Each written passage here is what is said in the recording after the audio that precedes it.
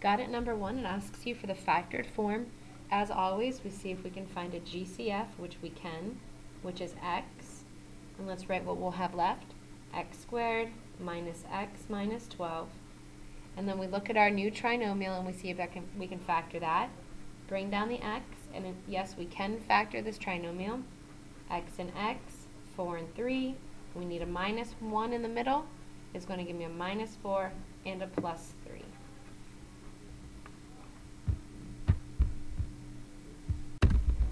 And got it number 2, just like we did in problem number 2, we have to make sure that we find our zeros. The first 0 comes from this, x equals 0.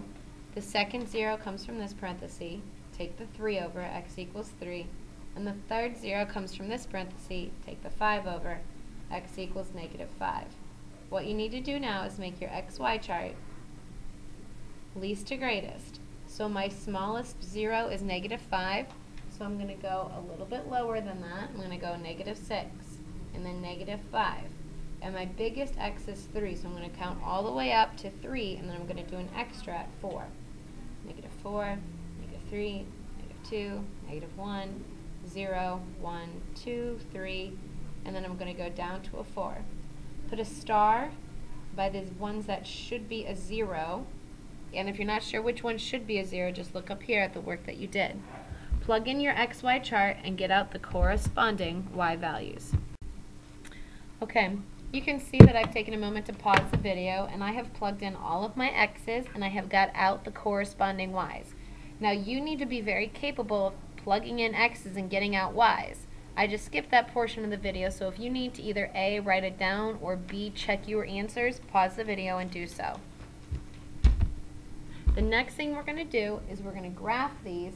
Because my numbers are so outrageous for my Y values, I am going to skip by one of my X's, but for my Y's, I'm going to skip by 4s.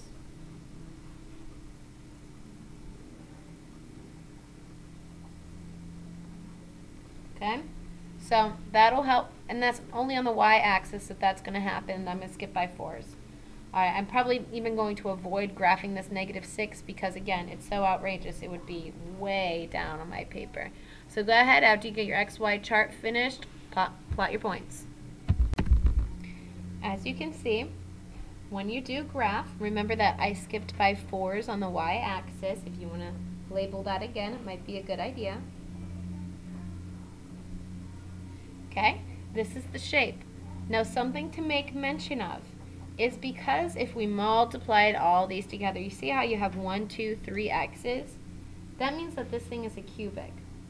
So a rule about cubics is that it may have up to 2 turns. Okay? That's the maximum amount of turns, and you've learned that already. And notice this graph absolutely does have 2 turns. It turns up here and it turns down here. Something else worth highlighting is, see these zeros? Those are because when we plug in negative 5, 0, and 3, we end up getting 0. So the zeros are where the graph crosses the x-axis. As we move on to got it number 3, you can notice that it gives us 2 zeros. It gives us a 0 of 3 and it gives us a 0 of negative 3. So all we need to do is plug them in as if we were solving. Now if 3 is an answer, that means at one point in time it was x minus 3. And if negative 3 is an answer, that means at one point in time it was x plus 3. So we simply set these equal to y, we multiply our binomials, and we get y equals x squared plus 3x minus 3x minus 9. Combine your like terms. Y equals x squared minus 9. And got it number 4, we're going to follow the directions. It says, what are the zeros of f of x equals x cubed plus minus 4x squared plus 4x, and what are their multiplicities? And then, not only what are their multiplicities, but how does the graph behave at those zeros? It just hit somebody's desk. Okay, first thing we're going to do is we're going to factor it, because that's how we always find our zeros. First step to factoring, find a GCF. So I'm going to rewrite this as f of x equals, remember it's just a fancy way of writing the letter y, x times x squared minus 4x plus 4. Okay, so I took my GCF out. Now what I'm going to do is take this trinomial and factor it. So the next step, f of x equals x times 2 binomials, and you should be able to factor those to x and x, minus 2 and minus 2. So there we go, we have the factored form, and the factored form allows us to find our zeros. From the first x, we get x equals 0. That's where it crosses the x-axis. From this one, we get x equals 2. From this one, we get another x equals 2. So the graph is going to cross at 0, and the graph is going to cross at 2. So what we're going to do is answer the question. What are the zeros? So the first 0 is x equals 0. Because x equals 0 only happens once,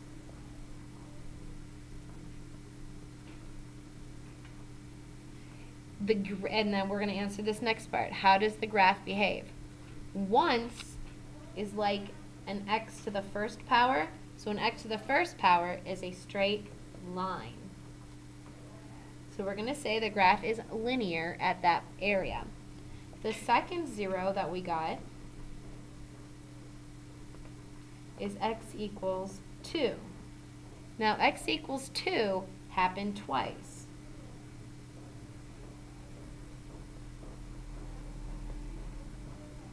Because x equals 2 happens twice, we need to think, okay, well, like that would be like an x squared, because 2 is 2, or twice is 2, and x squared, that means that how does the graph behave?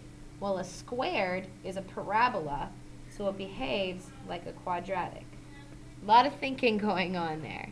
Now, you might say, can I visualize that better? Absolutely. Type it into your calculator and make sure it makes some sense. Okay, so I'm going to type in the original, x to the third power minus 4x squared plus 4x. Now what I'm going to do is I'm going to hit zoom 6 to get like a general graph. Okay. Now what I'm going to do is I'm going to zoom in, and it's going to take me straight to the middle. My pencil is at x equals 0. Can you see at my pencil it almost looks at a straight line? That's because x equals 0 happens once, so it should behave linear. Now what I'm going to do is I'm going to go to my second 0. See at x equals 2 where my pencil is? Look at x equals 2. See how it behaves like a parabola, another word being quadratic? That's because x equals 2 happened twice. So therefore the graph is going to behave like a parabola. So at 0 it looks like a straight line, and at 2 it looks like a parabola, which, you know, is a quadratic. In got it number 5, we're going to have a calculator problem again, and it asks us to find the relative minimum and maximum if there are some. So what we're going to do is we are going to get your calculator, okay? We're going to go to y equals, and we're going to get this new equation in there. So 3x to the third power plus x squared minus 5x. Don't worry about factoring it. Your calculator's smart enough, it doesn't need you to do that. So just in case you're going to screw it up, don't do that, okay? Just put it in as you see it. Okay, let's take a look at the graph by hitting zoom 6. Zoom 6 gives me a 10 by 10 by 10 by 10 graph. There it is. You can see this thing takes 2 turns because it was a cubic. See the turns at the top and the bottom? Those are turns. Okay, this turn up here, I hope you understand, is a maximum because it's the highest point right there. This turn down here is a minimum. Now what I'm going to do is we'll find the maximum first. To do that, you do second calc. If you want to write these directions down, go ahead and do that. You can pause me. Second calc. Next, because I said I wanted to find the maximum, I select number 4. So I literally just hit 4. See how it asks me to go to the left? Okay, I'm going to hit the left button until I'm to the left of it. There you go. Can you see kind of the cursor? It is to the left of that top area. I'm going to hit enter. Now it needs me to go to the right. So there you go. That's to the right of it. See how the cursor is to the right now? I'm going to hit enter 2 more times because it asked me to take a guess, which we don't need to do. And we have our first maximum. Look at where the cursor is. It's right there, perfectly at the top. These are going to be really important to you when it comes in calculus because you guys are going to learn these things called derivatives. Long story short, this is very important for calc. So the maximum, the relative maximum, because it's maximum at that particular area, is negative 0.86. You can see you need your calculator for this, comma, 3.13. So there's your maximum. Now what we're going to do is find your minimum. So that's that area down there. So I hit second calc, select number 3 for minimum. It asks you to go to the left. So if I put my pencil on it, do you see the cursor? The cursor just needs to be the left of my pencil, which it is, so I'll hit enter. Now it needs me to go to the right of my pencil. Okay, so I'm there. I'm going to hit enter. It asks me to take a guess, which your calculator does not need you to do. Just hit enter again. And you get your minimum. And this is a relative minimum because it's just the minimum for that area.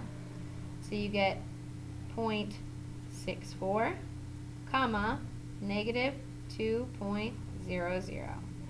And that is the relative min and the relative max for this problem. Okay guys, we're going to go into got it number 6. Same type of problem as problem 6, just another good way to practice it. The length of a digital box camera is 1.5 times the height. I'm going to write that down. Length is 1.5 of the height. Alright, good. There's the first equation. If the sum of the dimensions, okay, that's L plus W plus H, if the sum of the dimensions is at most 4 inches, what is the maximum volume of the camera? So I'm going to set that equal to 4. First step we're going to do is we're also going to see how it wants us to do the volume. We got to do volume equals length times width times height. We got to figure out what we can write everything in terms of. Well, I know that length can be replaced with 1.5h. So I'm going to do that. Okay? And I also know, watch this big blank I'm leaving, I know h can just be h. So far I'm writing everything in terms of h. Well, that means I got to get w in terms of h. So that brings me way back over here. So the first step is we're going to take the L over and we're going to take the h over. So I get w equals a negative L, a negative h, with the positive 4. But I am going to replace this L with 1.5h. So I get w equals negative 1.5h, I'm just replacing, minus h plus 4. And the last thing I'll do is I'm going to get w, I'm going to make this side simpler, more simple, whatever. I'm going to get w equals negative 2.5h plus 4. And I just put together, I combine my like terms. So you see this? It's in terms of h. That's going to go in for w now. So negative 2.5h plus 4. Now we're going to get your calculator and work some magic. Okay? We're going to go to y equals, clear anything out, and type in exactly what we see. But instead of h, we'll have to use x on your calculator. So 1.5x, parenthesis, new set of parentheses, negative 2.5x plus 4, close that quantity, times x, remember x is replacing h. So I have the exact same thing in the calculator. I'm going to hit second, no, I'm just going to hit graph. There we go, no second, just graph. Alright, we're going to get our graph here. Now it asks us what the maximum volume is going to be. So look at the two turns. In fact, I can zoom in and we can look at them even better. I just zoomed out. Let me zoom in.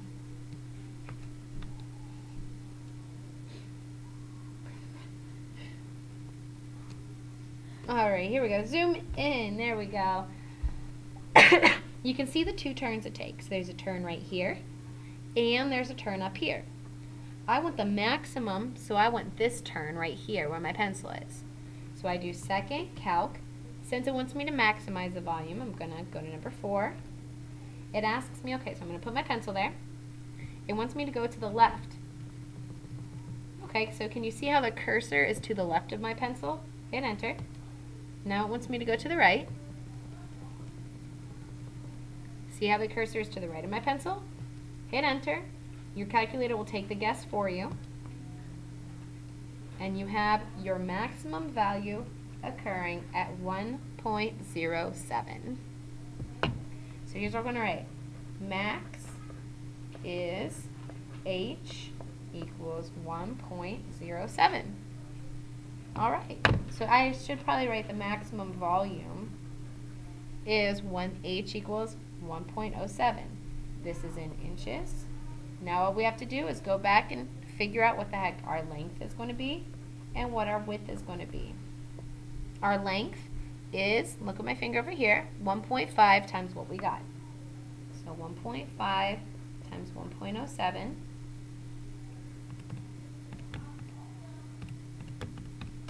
is 1.605.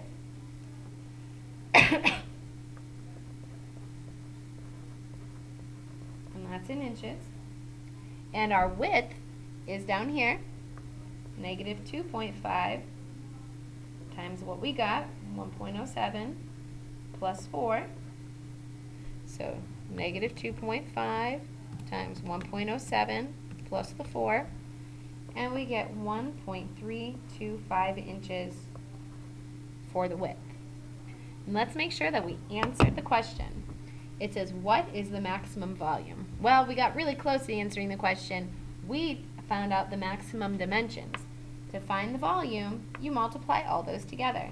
So I'll do 1.07 times 1.605 times 1.325. Length times width times height. So if I plug them in, there you go, so you can see the calculator.